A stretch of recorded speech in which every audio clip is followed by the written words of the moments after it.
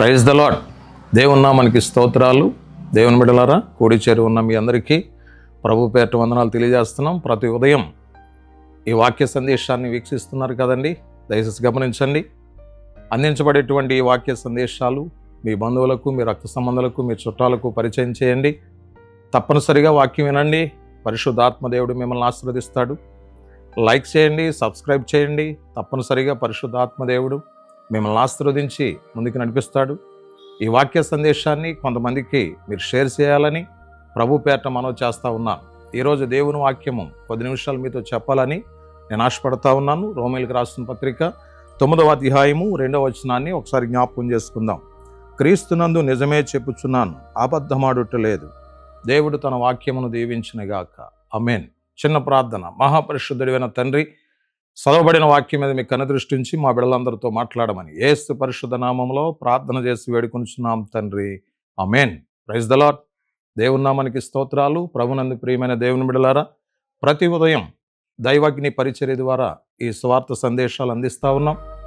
వినండి, అనేకులకు తెలియపరచండి. తప్పనిసరిగా పరిశుద్ధాత్మదేవుడు మిమ్మలను, మీ కుటుంబాలను ఆశీర్వదిస్తాడు. అపోస్తుడైనటువంటి పౌలు గారు రోమీయులకు రాసిన పత్రికలో గొప్ప సందేశాన్ని చెప్తా ఉన్నాడు. క్రీస్తునందు నేను నిజమే చెప్తున్నానని చెప్తా ఉన్నాడు. దేవుని బిడ్డలారా గమనించండి. ఈరోజు దైవజనుడు ఈరోజు దేవుని వాక్యాన్ని ప్రచురిస్తూ ఉన్నాడు. క్రీస్తునందు నేను నిజమే చెప్తున్నాను, అబద్ధమాడట్లేదు అంటున్నాడు.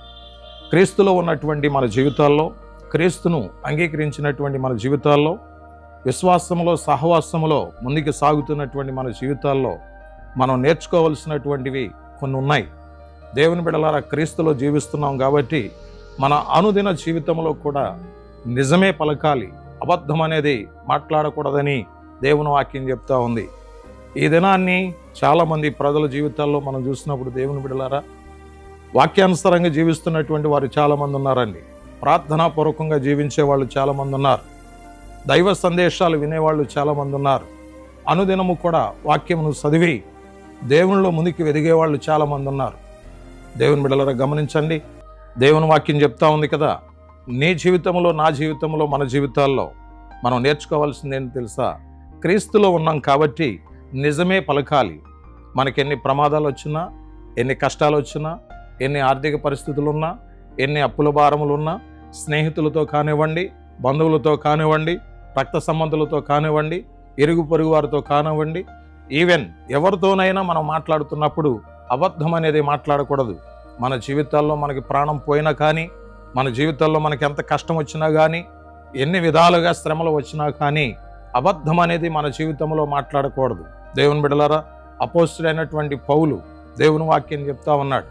ఆయన జీవితంలో నిజమే పలుకుచున్నాడు, అబద్ధం అనేది మాట్లాడట్లేదని అపోస్తుడైన పౌలు దేవుని వాక్యం ద్వారా మనకు సంబోధిస్తూ ఉన్నాడు.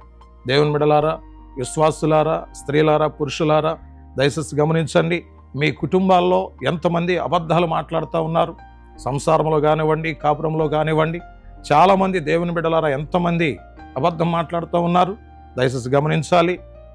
చాలామంది స్త్రీలు తమ భర్తలతో అబద్ధం మాట్లాడుతూ ఉంటారు. చాలామంది పురుషులు తమ భార్యలతో అబద్ధం మాట్లాడుతూ, పిల్లలు తల్లిదండ్రులతో అబద్ధాలు మాట్లాడుతూ ఉంటారు. తల్లిదండ్రులు పిల్లలతో అబద్ధాలు మాట్లాడుతూ ఉంటారు. అబద్ధం అనేది మన జీవితంలో తగదండి. అది దేవునికి కోపాన్ని పుట్టించేటువంటి పరిస్థితి.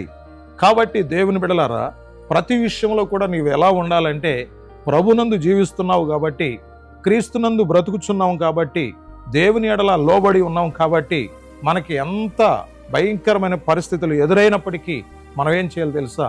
క్రీస్తులో నిజమే చెప్పాలని దేవుని వాక్యం చెప్తా ఉంది. నిన్ను వలె నీ పొరుగువారిని ప్రేమించు, నీ పొరుగువారి దగ్గర ఏ విధమైనటువంటి అబద్ధములు అనేది పలకకూడదు, అబద్ధ సాక్ష్యం అనేది పలకకూడదు.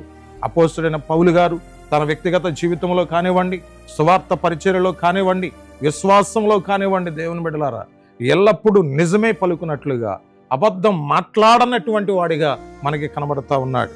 ఈరోజు వాక్యం వింటున్నటువంటి సహోదరి, సహోదరుడా, నీవైనా, నేనైనా, మనమైనా, ఈవెన్ ఎవరమైనా కానివ్వండి, క్రీస్తునందు నిజమే పలుకుతే పరిశుద్ధాత్మ దేవుడు మనల్ని ఆశీర్వదించి ముందుకు నడిపిస్తాడు.